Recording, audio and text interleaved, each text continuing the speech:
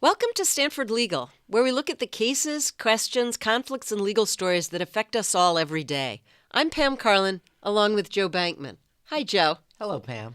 So, as our regular audience knows, I co-direct the Stanford Supreme Court Litigation Clinic, and one of the clinic's cases last year involved, it was called Carpenter against the United States, it involved what's called cell phone site location information, and the question whether the government could get this data from your cell phone company. And this is data that basically tells every 30 seconds, maybe every 15 seconds, where you are. And the government wanted this to show that a guy's cell phone was right near the site of a bunch of Radio Shack robberies in the Midwest.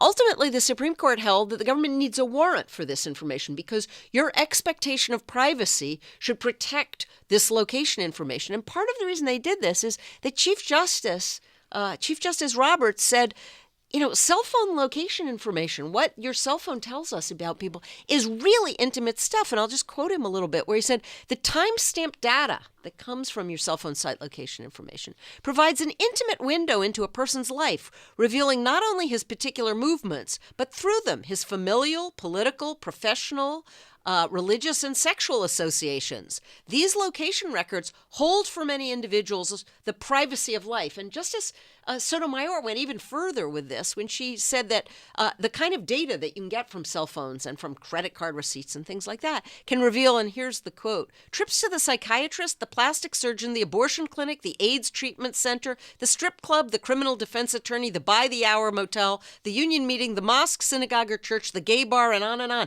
And you wonder, who is this person who's going to all of these places? But presumably it's not all the same person, but boy, there's a lot of information there. That's right. And our guest today is going to talk to us about how we should manage that information and think about it both kind of as a society and as consumers and people who are giving up that information. So I want to welcome Jen King. Jen is the Director of Privacy, Consumer Privacy of the Center for Internet and Society at Stanford Law School. Jen assures us that she's not a lawyer or warns us, but she's something better. But she is a doctor. She's a doctor, and the important kind of doctor here of information science from the University of California at Berkeley. Jen, welcome to the show. Thank you very much. Yeah, we're so glad to have you. So tell us a little bit about just what information comes from your cell phone and the like. I mean, right. A lot. Well, you mentioned location tracking. So that is a very rich set of data, that clearly can touch pretty much every place you go during the day. You can infer so much about who you are, where you're going. I mean, all the things that Justice Roberts listed. It's incredibly rich, but location data is only a piece of what's on your phone, of course. Depending on whether you engage with what we call third-party apps. So if you download different apps and have those, whether it's Google Maps or, anything like that, those things can potentially, depending on whether you're using an iPhone or an Android-based phone, can also access a lot of additional information on your phone. Jen, I read a piece you wrote. And what was striking to me is my partner might not know where I am. Mm-hmm. But not only will Apple know where I am, but after I looked at my phone, I realized Lyft knows where I am, Uber knows where I am. Basically, all my app providers know where I am at any given time. Right. Well, you do have a little bit of choice in that, meaning that if you're willing to walk through your defaults or your configuration on your phone, you can exclude some of those apps from having access to your location specifically. But you have to do it for the most part. And maybe at the end of this show, you're going to walk us and our viewers and listeners through how to get some of that privacy I will try. It's a complicated area, but I'll certainly try. So how does this actually work? I mean, how are they getting all of this information? Right. Let's talk about the they, right? So if we talk about phones, there's your mobile provider, Verizon, AT&T. Okay, so they have to know where you are in a sense. Like they have to know where your phone is on the network, essentially. Is that true even if your phone's turned off? If your phone is turned off, no, right? That's the one way they won't know. But even if you don't have location services turned on your phone pings cell towers. So they know where you are on their actual cell network. So there's that piece. Then there's the location services piece. That's something which you mentioned you used to have a flip phone, as we all used Yes. to. And flip phones did not have GPS tracking, but smartphones do. So if you have location services turned on, then your provider potentially can track where you are. And then depending again on what apps you install, those apps could potentially also have information about where you are. So if you have Uber or Lyft, for an example, that's one where in general you're going to have to give it access to your location because they need to know where you are if they're going to pick you up and take you someplace. So whether or not you allow them permission to access your location all the time is that's kind of dependent on which platform you're using. With iOS, for example, you can restrict it so that only happens when you're actually using the app and not otherwise any other time. Those settings vary according to platform. Jen, why would Uber even want to know where I am right now? Because if I don't restrict it, as I understand it, they're going to know everything. What are they doing with this information? Well, so I can't speak to Uber specifically, but in general, if an app is tracking your information when you're not using the app, it's because they are trying to gather as much about you as possible and potentially sell it. And it's not always the actual app manufacturer, if you want to put it that way, or developer who's doing that tracking. So if you're using a free app, for example, like one of the notorious cases that have gone before the FTC has been a free flashlight app. So the free flashlight app is using what are called third-party ad libraries. Those are the things that actually serve you ads in the app. That's why it's free. It's because they serve you ads. But that mechanism also tracks where you are if you've given that app permission to track your location, or if it just comes by default tracking your location. So they might sell where you are to, say, a restaurant that's near where you're now standing, and the restaurant sends you a thing saying, Exactly. happy hour. Yeah, so 500 yards. Exactly. So part of it is this model of we want to develop just-in-time ads. So if you're using the flashlight app and you're next to Target could send you an ad, for example. So that's one potential scenario. But it goes beyond that as well. It's not just about the just-in-time ads. It's about building as much of a profile as they can on individual consumers as possible. And what do they want that profile for? Mostly it's around to sell advertising. it to somebody else? Yeah, but it's not just advertising, and I think that's in some ways we start to kind of deceive ourselves and saying, this stuff isn't so bad. It's just not just ads. It's everybody, it's insurance companies, whether it's auto insurance or health insurance. There's basically different willing parties who want to buy this information across the entire spectrum. It's not just about, I'm going to show you an ad for, Burger King if I think you're near Burger King. This is Stanford Legal, and today we're talking with Dr. Jen King from the Center for Internet and Society about digital and online privacy. Joe? Jen, talk to us a little bit about kind of the economics of this, or maybe the morality of it. In other words, is this a deal I'm making? It is true that I get this confusing statement. I just ignore it or I click yes. But maybe I'd agree to it, maybe not. How do we think about that in terms of fairness? They're giving me something, I'm giving them something. Or how do you think about that? So part of what I do is I talk to people. I do user research, as we call it. And so I try to figure out, what people think about these things, what are their expectations, what makes them feel like their privacy is being violated. And so in general, most people are okay when they're sharing data directly with a first party. So I'm sharing it directly with Google, for example.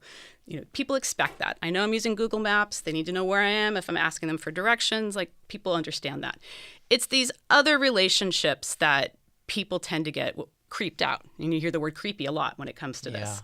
Where suddenly, you signed up to use the free flashlight app, for example, but it's not clear to you that the ad trackers in the background are actually tracking everywhere you are going. And sure, it's buried in those legal documents that you mentioned that no one reads, including the people who write them. I'm here to say, I know a lot of privacy lawyers.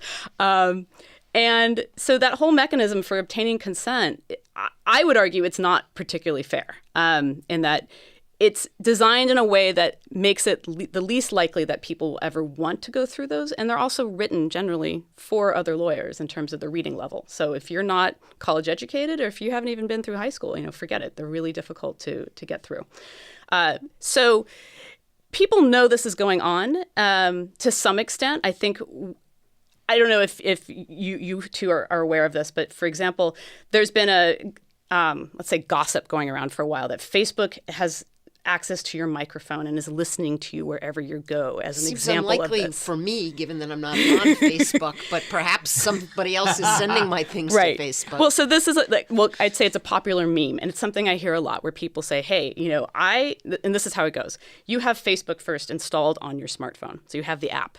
And what people have found is you and I both have Facebook on our phones.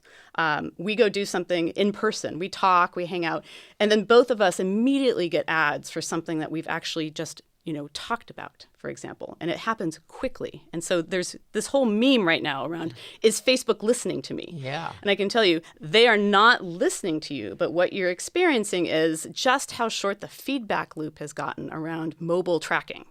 And it has to do with the fact that you both have location turned on your phones. You both have the Facebook app operating. The Facebook app would know that you and your friend are near each other. And it probably knows that you're friends because you probably are friends on Facebook.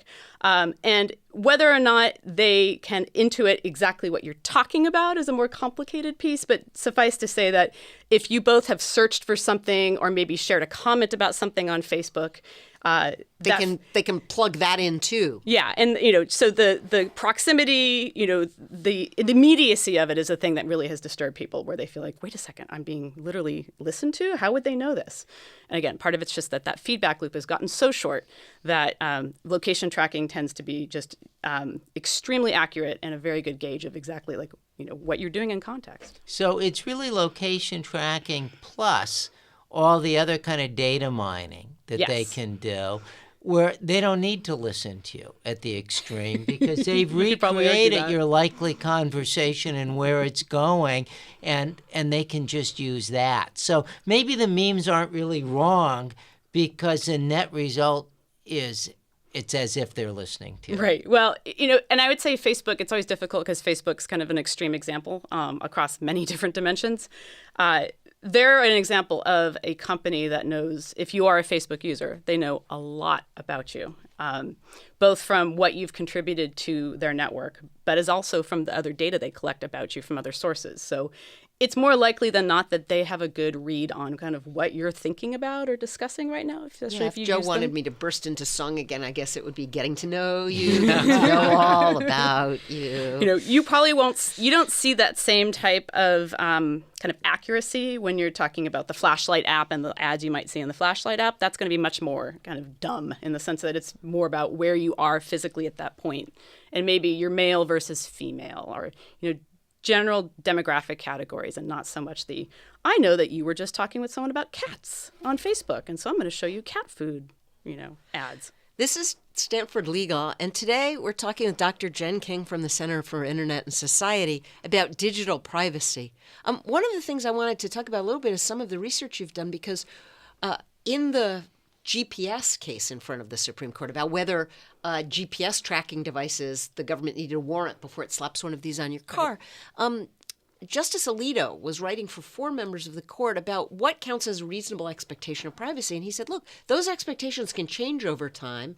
And things that we think are private today, later on, we can decide that's no longer stuff people think is going to be kept private. And I think a lot of people thought from reading that and thinking about it that the current generation, younger people, seem to share so much more stuff with much wider networks that what will count as protectable privacy is going down. But your research sort of suggests that there isn't quite that sharp division between young people and old people about what they think about privacy. Right. No, it's easy to see why people of older generations can look at the young, especially those who've grown up entirely within the digital realm. I mean, I think we are at the point where, the teenagers of today don't know a world without the internet at all, where you can look at their behavior and just kind of extrapolate from your own and assume, hey, wow, they're doing a lot of things online that I would never do. Like they don't care.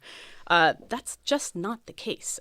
People do care. And what we find with younger people in particular is that they're digital natives. So a lot of them are really good at navigating these spaces without necessarily revealing a lot about themselves.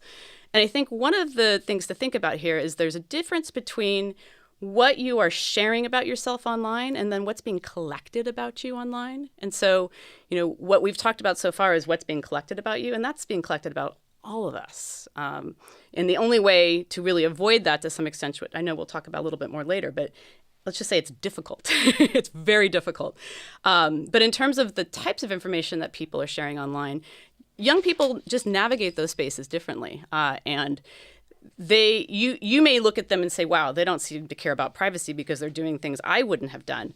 But a lot of times they obfuscate quite a bit. They have strategies for kind of misrepresenting what you might see, for example, or, they understand, I think, a lot better than older internet users, the concept of audience. Who can see you at any one time? And so they often can be really good at displaying content for just their friends, and then their parents or their grandparents see a whole different side.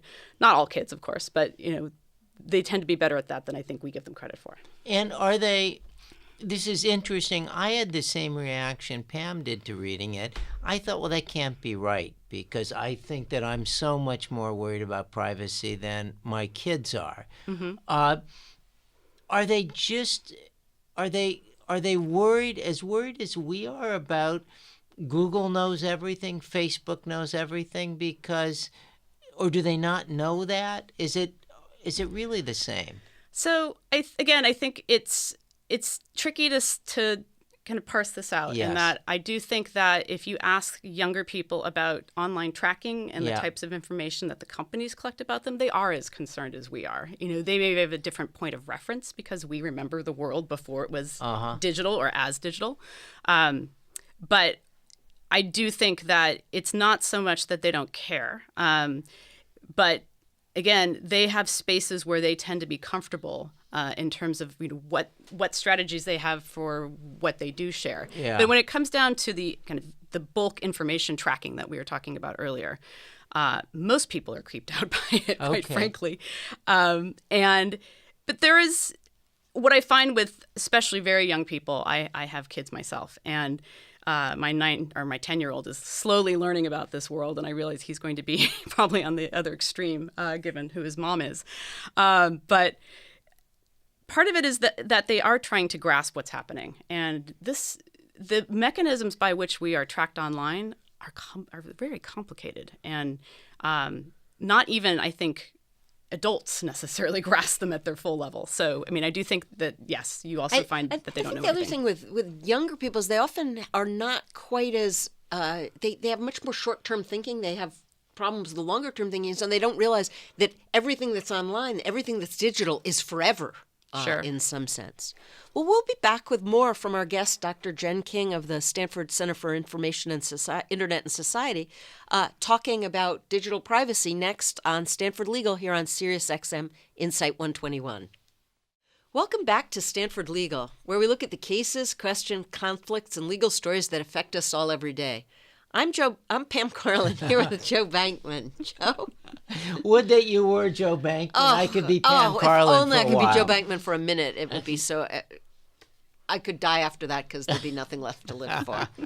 We're talking here with Jen King. And one thing that you've written about, Jen, and that we didn't go over yet is DNA. If you go on the web, there's all sorts of people that will tell you about your DNA, and I've never done it, but I plan to do it, hoping I'm something other than what I expect. Right.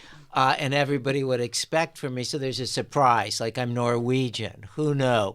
My Latina partner, it turns out she's like 2% Ashkenazic Jew, and now she's in my face all the time about how she can, Well, I'm hoping I'm 2% Latino, Pam. Tell us about some of the issues that are raised with these DNA sites. So my concern with them comes from the fact that in the U.S. we have a single law that regulates this space, GINA, the Genetic Non-Information Discrimination Act. And that only prevents your employer and your health insurance company from requesting genetic information from you or genetic testing results, to potentially discriminate you in matters of insurance or employment. Otherwise, the space is unregulated. And that means if they don't ask you for it, but they get it from some other source, they can use it? I'm not exactly sure. Yeah. I don't think they can ask you. Yeah, they can't request it. They can't request you take one. Right. But for the direct consumer genetic testing industry, which is what we're talking about here, this isn't when you go to your doctor and have them order a test. This is 23andMe, Family Tree DNA, Ancestry.com, and the many other sites in this space.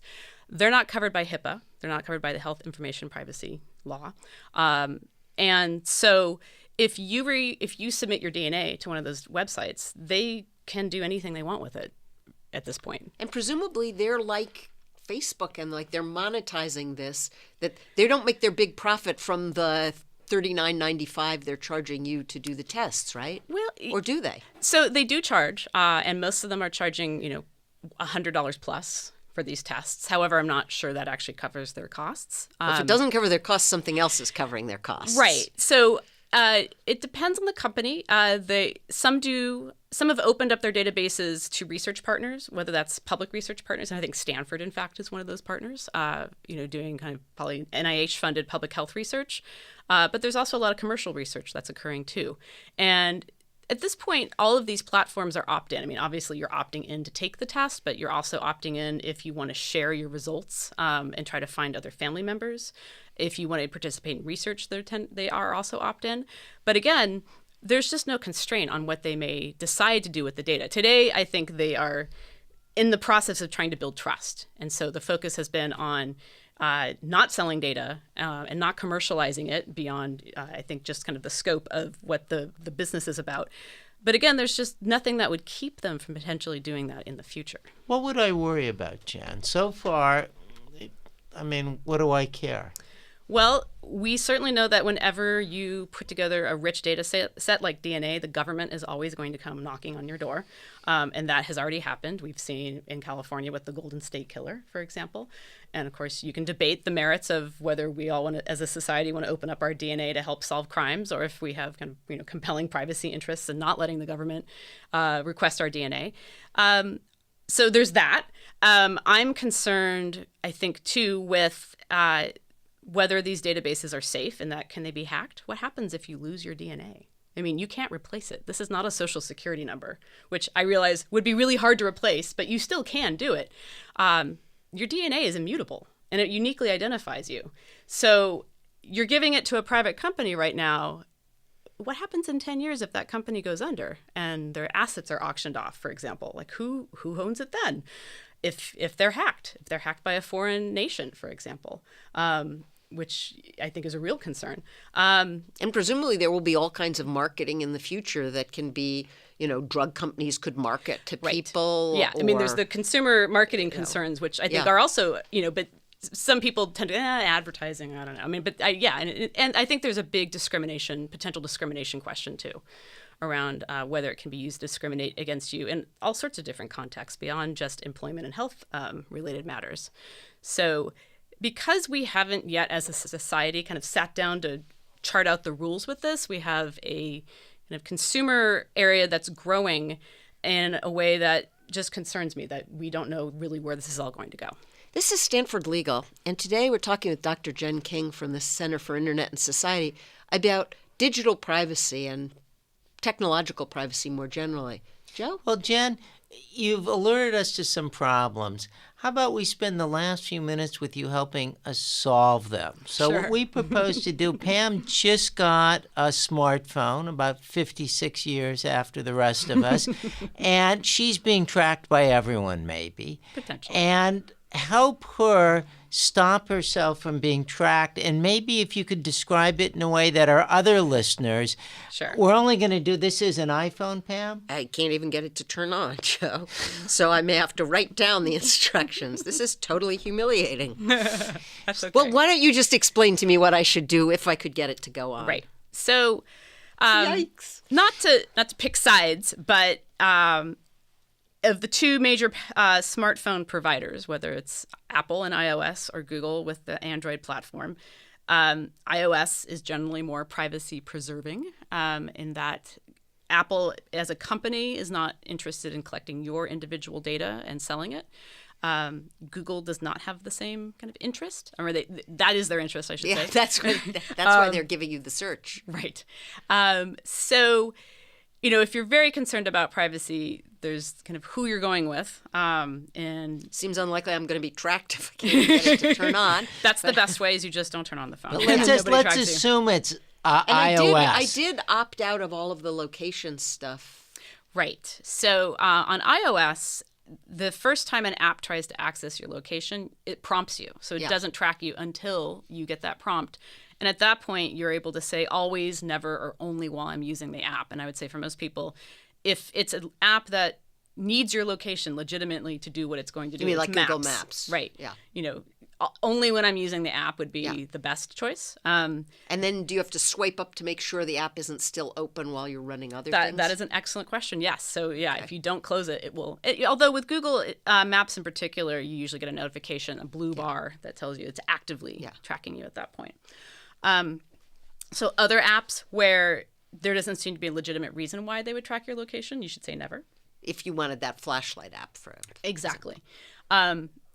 Apple in general has made that type of behavior harder, mostly because I think they, in their app review process, they try to ensure that an app is legitimately asking for, whatever it's asking for. So if they deem that to be kind of overreach, they tend to not even allow that app to pass their muster. Whereas Google has been much more open, I think, and kind of not reviewed them at this level. So if it's Apple, we're going to wrap up in a second.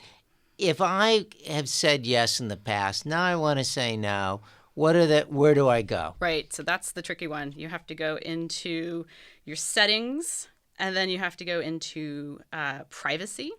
And if location services is turned on, then you'll have a list of all the apps below that.